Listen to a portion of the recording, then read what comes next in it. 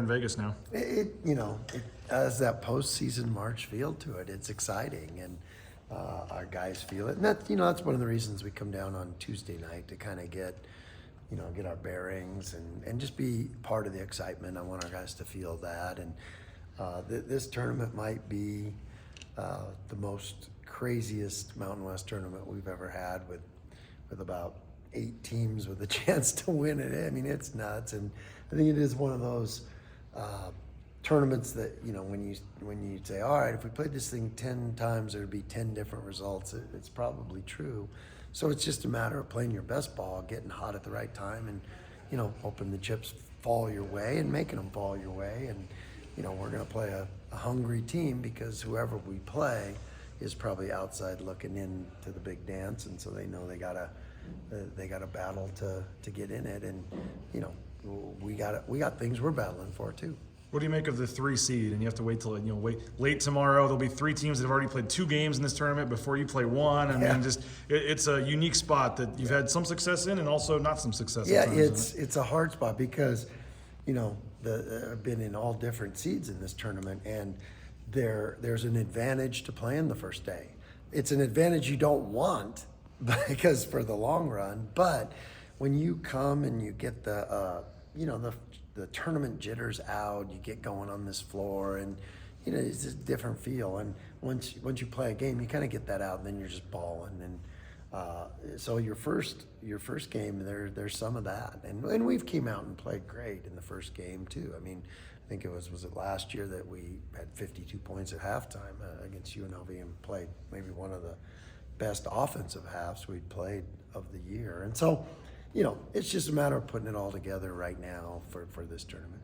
When you go back 6, 7, 8 years, I just feel like your team is built so different, especially when you come to a tournament like this. Yeah. Just how have you seen your program, your players, your coaches evolve and grow to now when you come here, like, you guys are one of the couple that will always have the targets on your back? Yeah, and that's what you're striving to build, and doesn't mean you're going to win every tournament, but you're a team that's in the hunt, and you're a team that, like, it's not going to be, if you told somebody that Boise State won the whole thing, it wouldn't be like a crazy upset, where, back then when you're growing the program, maybe you would have thought that way. So it's where you want your program to be. And, we're in a great spot because of the work that we've done for the other tournament. So that's, but our guys are competitors, and we're competitors. We want to come win this one.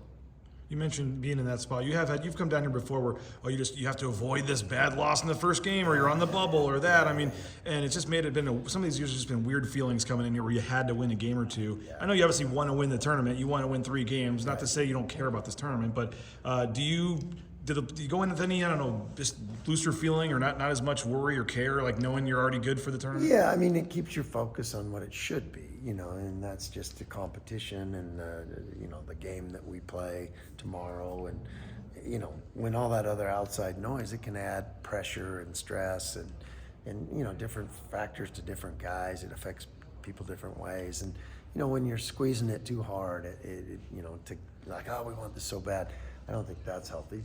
You got to have a desire to win, and a hunger to win, and a resolve to win, because that's what we've taken on the road to win all these Mountain West road games that we did.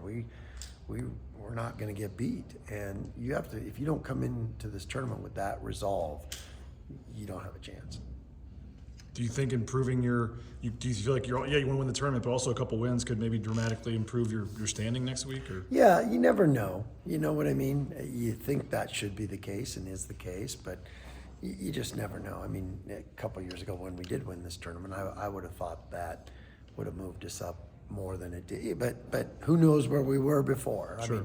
I mean, all these other narratives, like, are just created by people that aren't on the committee. There's no committee bracket right now, and so but people speak about them like they're gospel. And I think I saw a coach friend say something about that I really appreciated, about the amateur hour.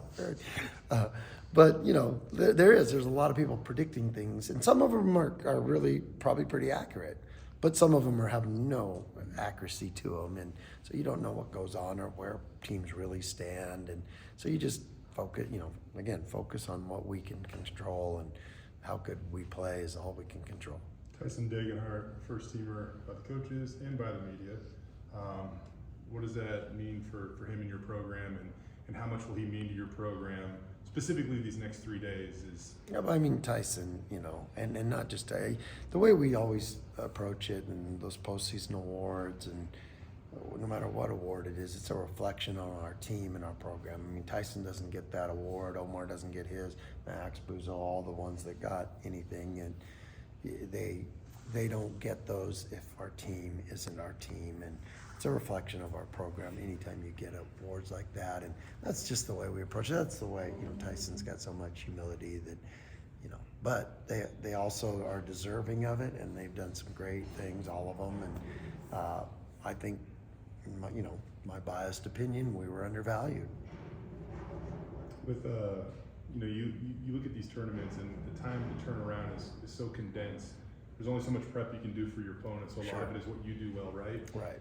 Tyson's so damn consistent. Like, what is his consistency and the value of that, when you come to a tournament like Yeah, and it's important because you do have to control. I mean, because it's today, and you can make speculation who you think you play and everything, but if you spend all this time preparing and then you don't play them, it's just wasted time. So the focus is on us getting better, and I don't know if I've had a team that has approached practices in February and March as good as these guys have. We've gotten a lot better, and the reason is because the way we practice. I mean, I almost had to stop practice yesterday. Max took a charge in practice.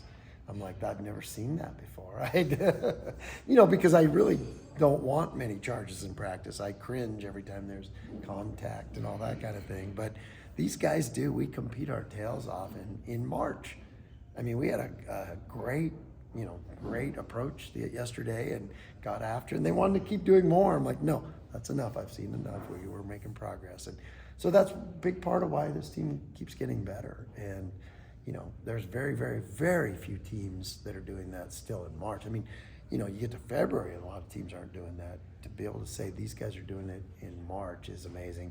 And Tyson's a big part of that leadership, and Max is a big part of that leadership, and Cam knows that he's on his last runs, and he was having great, so that's really encouraging, and that helps you carry over to a game. And you talked a lot about Max embracing kind of these last chances, playing at the pit, playing at Vegas. I mean, for this to be down here, his last go at this tournament and next week, just how do you see him approaching this? And I'm sure this is he's had a great career, but he could make it even more memorable here in the next 2 weeks. Yeah. No, and he's been through a lot of these, so and he's a basketball junkie. All these guys are. They love this time of year. I mean, that's why players do this stuff, because they watch these tournaments and the conference tournaments, the NCAA tournaments, all their lives, and it's the greatest show on the planet in my estimation. These tournaments, and so any baller, any coach, it's fun, and you embrace it that way, and hey, we're gonna go compete, but we want to have fun doing it because it's a lifetime of work to be able to have these opportunities. Watching Roddy's growth throughout the season has been a lot of fun. His poise, maturity, and all that. What has kind of stood out to you about his growth? And I mean, at this point, heading into postseason play as a piece point guard, what's your confidence? He's scratching the surface how good he can become, but we're seeing it. And the reason we brought him in was for the game on Friday.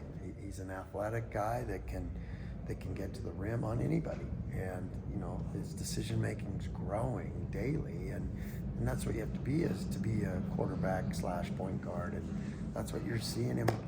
You're just right before our very eyes, you've seen the growth, and the player he was in November to the player he is now is two different guys. So, but like I said, there's huge room for growth for him. He's scratching the surface, and he's going to be a great point guard, and we want to continue that right now. We're still making progress. You've entered this tournament on wins, on losses, on highs, lows. Sure.